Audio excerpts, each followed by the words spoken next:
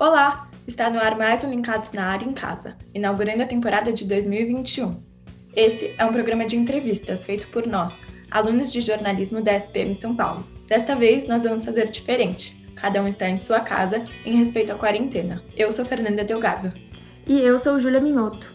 Hoje vamos entrevistar uma jornalista muito eclética. Ela trabalha na TV Democracia apresentando o programa Impacto de Gerações e na Rádio 97 apresentando o programa A Grande Verdade. Mas ela também foi colunista do jornal Folha de São Paulo, do Estado de São Paulo e trabalhou também na Band News FM. Participou do programa Saia Justa na GNT e ainda apresentou outros 2 programas na Band Esporte, o Parabólica e o 2 na Bola. Em 2018, lançou o seu próprio livro, chamado A Saideira, no qual descreve a luta pela sobriedade e se tornou grande exemplo contra o alcoolismo no Brasil. Aqui conosco, Bárbara Gância. Muito obrigada por aceitar nosso convite. Obrigada por ter me convidado, muito obrigado. Agora roda a vinheta que daqui a pouco tem mais Bárbara Gância para vocês.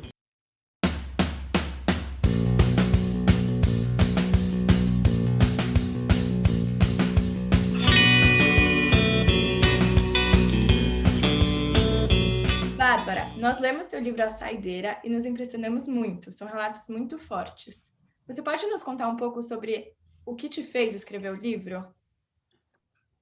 Olha só, primeiro o que me fez escrever o livro foi o fato que o meu pai e minha mãe faleceram, então eu achei que era um bom momento, eu não queria escrever enquanto eles estavam vivos para não fazer eles passarem mais sofrimento do que eles já tinham tido. Então, eu acho que no momento que minha mãe faleceu, eu achei que era um momento propício para isso.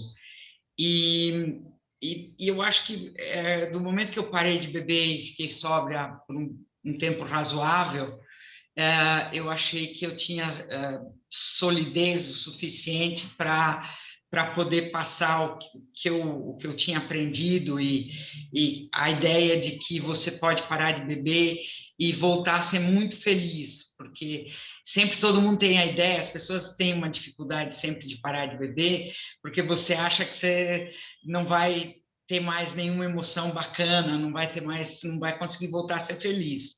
E é isso que eu queria dizer para as pessoas que estão tendo problema, que você consegue refazer sua vida e voltar a ter uma vida normal, produtiva, bacana, você consegue reconstruir a sua vida. Então, como não tem nenhuma literatura no Brasil e as pessoas normalmente não falam sobre o problema, então eu achei que estava na hora de alguém falar.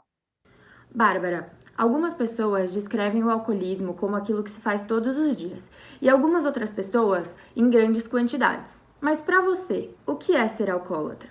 É um pesadelo, um terrível pesadelo e uma solidão imensa.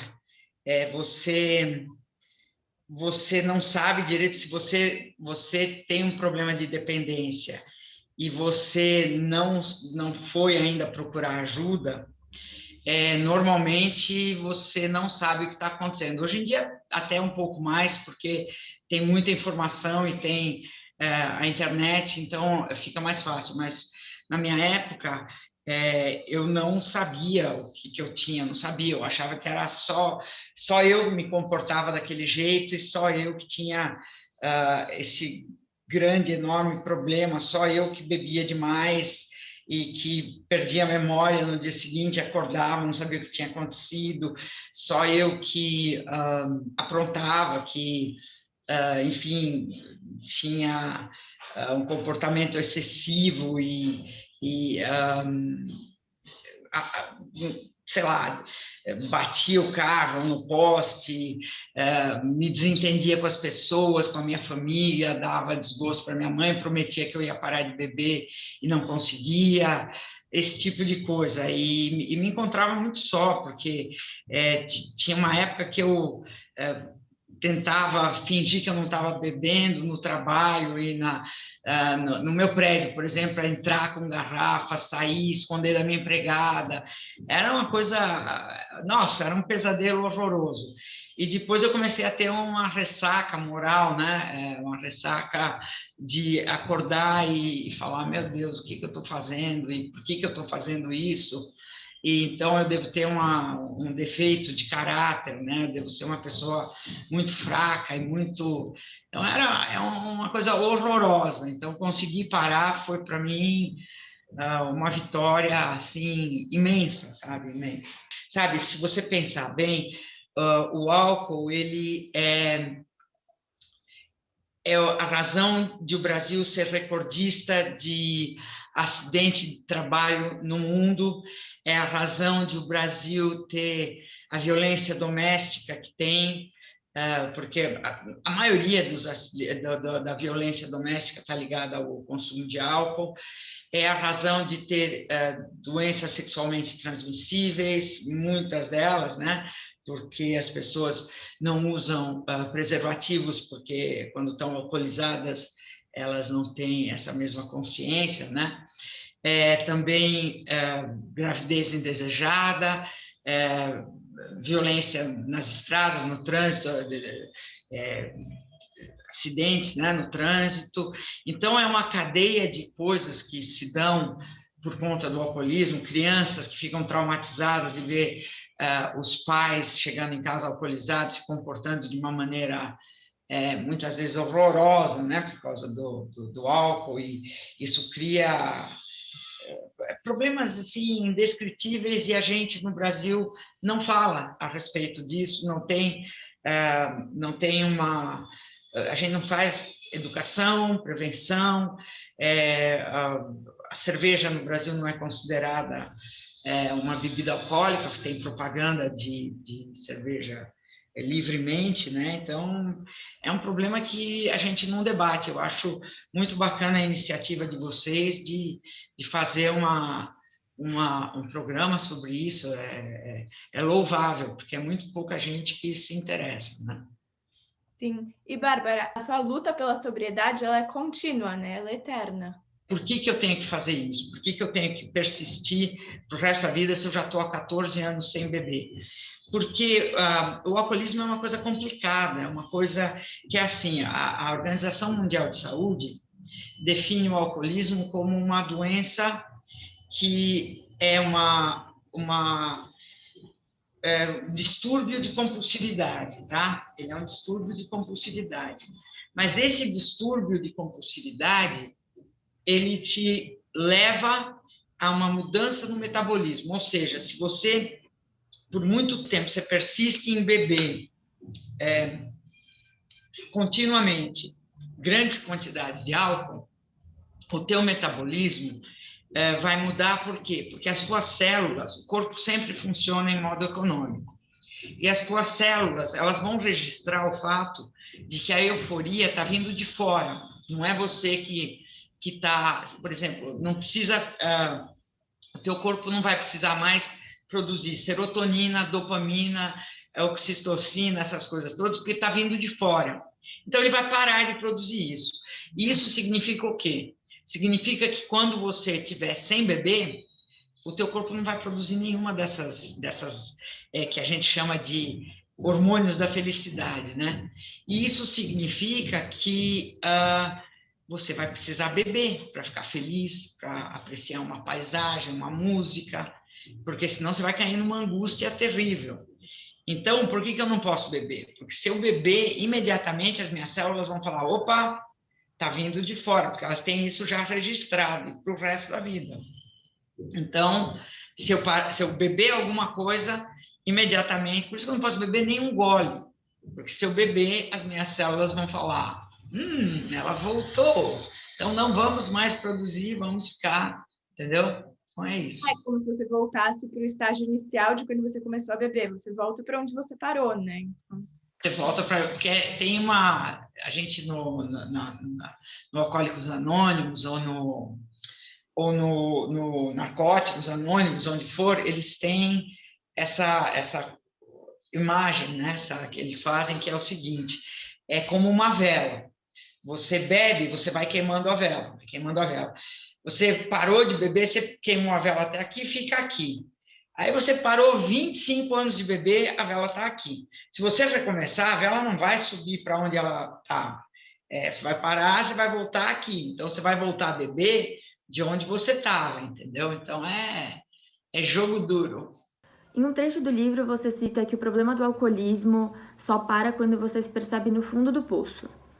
Nós vimos que você passou por diversos acidentes e muitos problemas diante do problema do alcoolismo. Em que momento você se percebeu nessa posição de estar no fundo do poço? Eu dei 5 perdas total de automóvel. Em todas essas vezes, eu fui para o fundo do poço, parei de beber, tentei... A vez que eu fui para o ar foi em 86, eu fiquei 3 anos sem beber. Depois eu recaí e fiquei 2 anos sem beber, depois de novo parei de beber. E essa coisa eu fui indo, porque assim, quando você é jovem, você ainda tem motivação, você tem vontade de beber, você tem coisa para comemorar, você tem amigos que estão indo para a balada, e por isso que é tão importante a prevenção, sabe? Porque se eu soubesse naquela época o que eu sei hoje, talvez eu não tivesse bebido, talvez eu tivesse, se eu tivesse lido o livro da Barbara Gessler, talvez tivesse entendido que eu poderia ter sido feliz sem beber. Toda vez que você se mete num super apuro, você acha que você está no fundo do poço. O tal do fundo do poço é assim, bater o carro, ou no caso, na clínica, quando você está no rehab. Eu, por exemplo, na última vez que eu bebi e que eu fui me internar pela última vez, foi quando eu saí para almoçar com um amigo meu, e aí a gente bebeu e no almoço. E eu tinha justamente esse programa Parabólica, que a Fernanda falou, eu tinha esse programa às 7 horas da noite. E eu bebi na hora do almoço e estava razoavelmente bem. Eu nunca realmente fiz nada durante a hora do trabalho, eu nunca... E era bem no começo do YouTube e das redes sociais e tal. E eu bebi na hora do almoço, daí fui fazer o programa às 7 horas. 7h30, quando acabava o programa, pontualmente eu acabei o programa, tocou meu celular, era minha mãe. E ela falou assim, você estava alcoolizada. Eu falei, não estava, mãe, mas ela falou, você estava. Aí aquilo me deu uma angústia tão grande, e eu já não estava mais aguentando, sabe? Aquilo me deu uma angústia, que eu levantei da cadeira, fui até o meu editor e falei, olha, eu quero me internar, não estou mais aguentando. Ele falou, vai agora. Essa doença, ela te envolve a tua vida, né? Porque teus amigos são do bar, teu ambiente social é o bar, é tudo meio ligado, sabe? É complicado, né? Complicado. Bárbara, como você mesma já falou agora há pouco, que as pessoas têm procurado mais sua ajuda agora na pandemia e tudo, a gente viu que o consumo de bebida alcoólica aumentou muito na vida em quarentena. Qual você acha que é o motivo para esse aumento?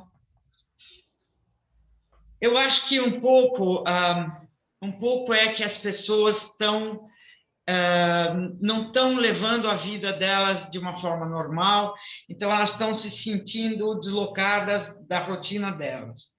Outro tanto é que elas estão sendo forçadas a conviver com os familiares, né? Elas estão forçadas a conviver com pessoas que elas conviviam muito bem, porque elas conviviam pouco. Hoje em dia é um pouquinho mais difícil essa coisa de um amor duradouro, né? Inclusive porque as pessoas são mais individualistas, as pessoas mais independentes. A gente vive numa era que é uma era do narcisismo, né? Do eu, e todo mundo quer ser famoso, quer ser lindo, quer ser um artista de Hollywood, quer ser, né? Então tem todas essas coisas que complicam um pouco. E, ao mesmo tempo, você tem, digamos, 3, 4 pessoas desse tipo dentro de uma casa que querem a individualidade delas, que querem né, serem super especiais e viver num universo. é difícil, e as pessoas geralmente vivem em espaços pequenos, né? O que elas têm para fazer dentro de casa? A maioria das pessoas não sabe pegar um livro e ler, não sabe, sabe? Então, é o tédio misturado com a falta de liberdade, misturado com o que eu vou fazer? Tem uma coisa para fazer que vai me tirar do mundo real e vai me... Então, vamos tomar drogas, vamos tomar coisas que alterem a minha normalidade e vamos tomar coisas que alterem o meu estado de espírito, que me deixem mais feliz, porque eu estou ficando angustiado, então eu vou beber. Só que beber é uma cilada, porque você bebe e nesse momento que você está bebendo, você vai ficar 20 minutos, 30 minutos super feliz. Só que depois desses 30, 40 minutos de felicidade, você vai precisar beber mais. E daí você vai precisar beber mais de novo. E daí você vai acabar a noite, talvez não tão bem, e amanhã você vai acordar meio bodeado. Daí, para ficar bem, você vai precisar beber. Daí você bebe e esse ciclo vai ficando. E para você sentir aquilo que você sentiu no primeiro dia da pandemia, quando você bebeu e ficou super bem, você vai precisar beber muito mais. E aí é uma cilada, porque a bebida, inclusive o álcool, é uma coisa que te deprime. Bárbara, você citou diversos problemas relacionados à questão da saúde pública no Brasil relacionado ao alcoolismo. Mas o que você acha que pode ser feito para prevenir esse tipo de problema aqui no país? Olha, é assim, já tentaram um pouco de tudo, Júlia. Já tentaram... A Organização Mundial de Saúde se reúne a cada 2, 3 anos com os fabricantes de bebida do mundo inteiro, com autoridades, com os representantes dos países, com o pessoal da ONU, isso aí eles fazem há muitos e muitos anos, eles fazem isso. Inclusive o Brasil já participa ativamente e tal. Eles já tentaram, olha, diminuir o horário de funcionamento de bar, já tentaram aumentar o preço por via de impostos, já tentaram treinar garçom, já tentaram tudo com propaganda de conscientização, já tentaram um monte de coisa. O que eles chegaram já tentaram o negócio da restrição a menores. Nos Estados Unidos, tem estados que você tem que ter 21 anos para beber.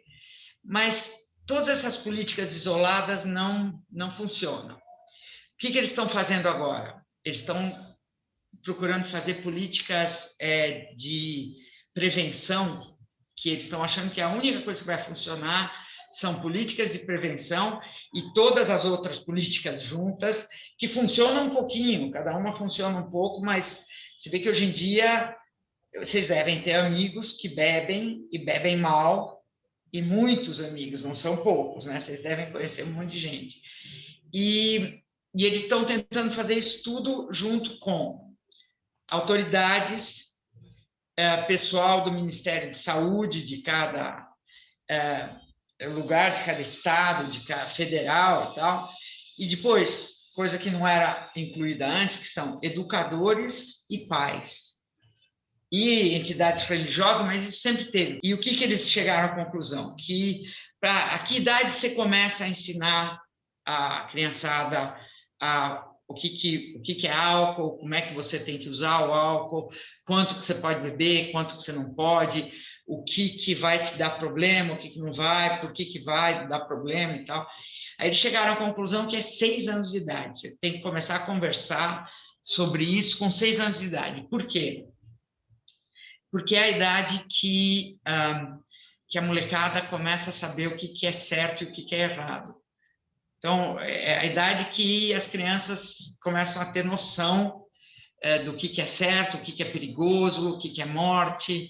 Então, é nessa idade que você tem que começar a fazer isso. E, então, tem que ter política de prevenção, política de distribuição de bafômetro, de aquelas políticas de fazer blitz, de treinar garçom para não servir para menor de idade, é uma série de coisas juntas Porque tem 5 categorias de pessoas que não podem beber. 5.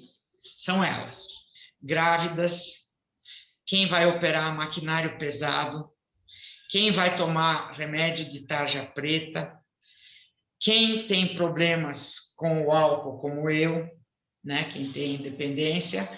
E a quinta, que é a mais importante, que são os menores de idade. Por que os menores de idade não podem beber?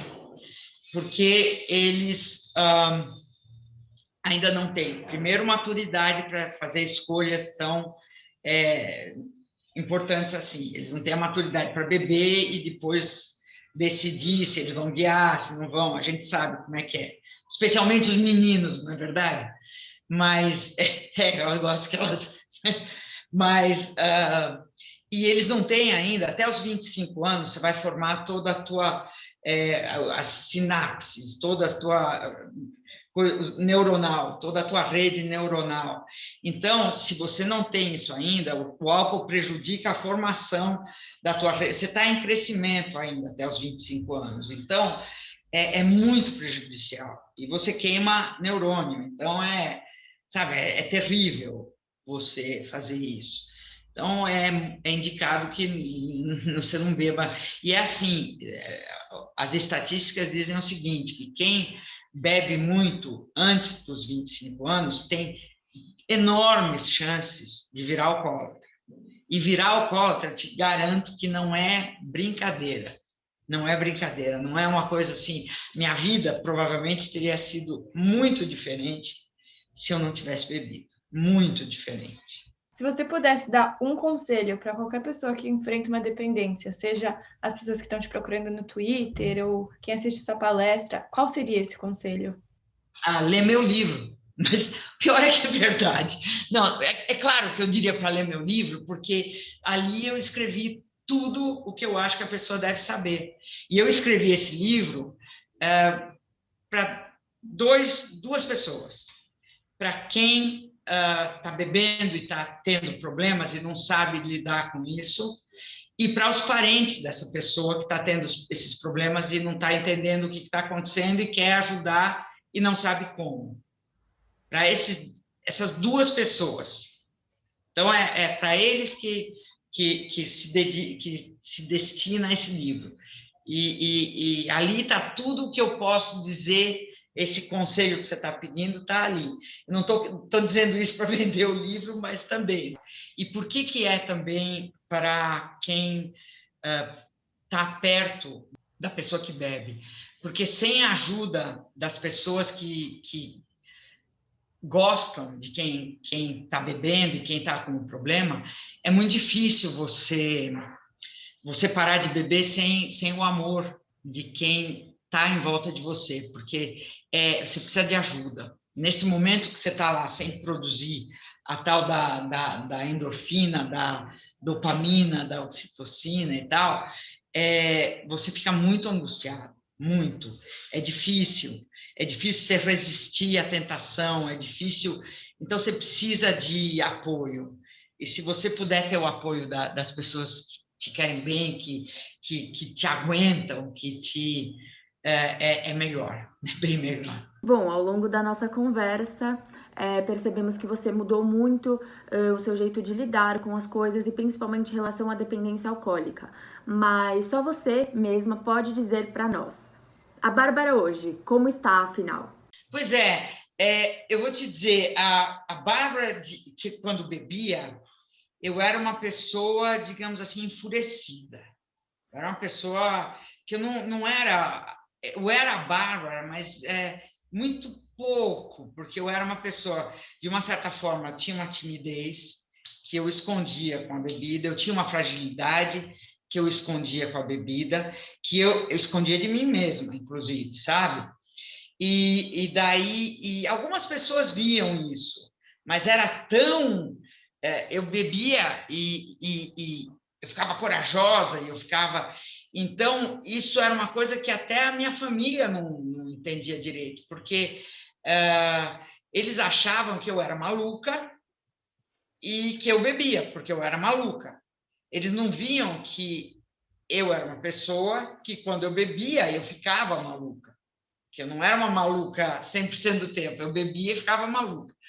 Daí, quando eu parei de beber mesmo, eu passei, tipo, uns 10 anos sem saber quem eu era. Tipo, tentando entender e tentando chegar a termo com essa minha fragilidade e com essa nova pessoa que surgiu daí, e até agora, para falar a verdade, eu ainda estou tentando entender um pouco quem que eu... Mas agora eu vejo quem que eu sou, assim, tipo, que eu sou uma pessoa muito razoável, que eu não sou uma pessoa que quero exterminar com o mundo, que eu sou uma pessoa que pensa nas coisas, que tem mais... Sabe, eu não sou tão afoita quanto eu era, eu provavelmente consegui entender que eu tenho um lado mais feminino do que eu imaginava, que eu tenho um lado mais paciente do que eu tinha, que eu sou uma pessoa menos belicosa, menos... uma série de coisas que eu não me dava conta, que hoje em dia eu me dou. Eu sou bem mais madura do que eu pensava que eu era, e do que eu pensava que eu fosse. É isso. Foi uma aventura, para falar a verdade, foi uma aventura e é uma aventura que continua, né? Porque esse autoconhecimento, na Pedra de Delfos, na Grécia, que é um dos lugares mais antigos que o homem tem conhecimento, logo na entrada diz assim: conhecei a ti mesmo. Conhecer a ti mesmo é a verdade. A verdade é a coisa mais importante do mundo, porque a primeira verdade é com você mesmo. Se você conhece a você mesmo, você conhece o amor, conhece, sabe, a maior coisa, a maior prova de amor é você conhecer o outro, conhecer a você e conhecer como a pessoa é de verdade, né? E se você conhece a você mesmo, você é honesto com você mesmo. Se você é honesto com você mesmo, você consegue consertar as coisas que estão erradas com você. E a bebida não deixa você fazer isso. A bebida mascara tudo isso, a bebida esconde você, para não se conhecer, você vai lá e bebe. Aí você faz alguma coisa errada, porque você bebeu, você não está dono da sua cabeça, e você vai lá e faz alguma coisa que você não estava prevendo. E aí você, para esconder isso de você mesmo, você vai lá e bebe de novo. Então, a bebida é um caminho sem saída, é uma coisa horrorosa. Então, você não consegue ser verdadeiro com você mesmo se você bebe. Então, é um caminho que, olha, podendo evitar, você perde muito tempo da sua vida e a vida é muito curta. Eu estou com 63 anos e eu perdi 30 fazendo isso. Então, e a gente só vai ver isso depois que a gente fez todas as bobagens. Quando você está fazendo, você não percebe, sabe? Bom, Bárbara, muito obrigada por ter participado do nosso programa. A gente gostou muito. Infelizmente, o nosso tempo acabou, mas eu espero que vocês de casa tenham gostado muito também, assim como a gente. E mandem sugestão para as próximas pautas no Facebook da Agência de Jornalismo. Muito obrigada, eu adorei participar. Vocês fizeram perguntas muito profundas, muito interessantes. E eu espero que vocês tenham muito sucesso no programa aí. E boa sorte para as duas e bom jornalismo para a gente, porque estamos precisando de jornalismo e a verdade está em baixa e ela é muito importante. Muito obrigado. Muito obrigada, Bárbara. Nós amamos te receber aqui. Agradecemos também a toda a equipe do Linkados na Área, a nossa querida professora Eide Vargas, e até o próximo Linkados na Área em casa.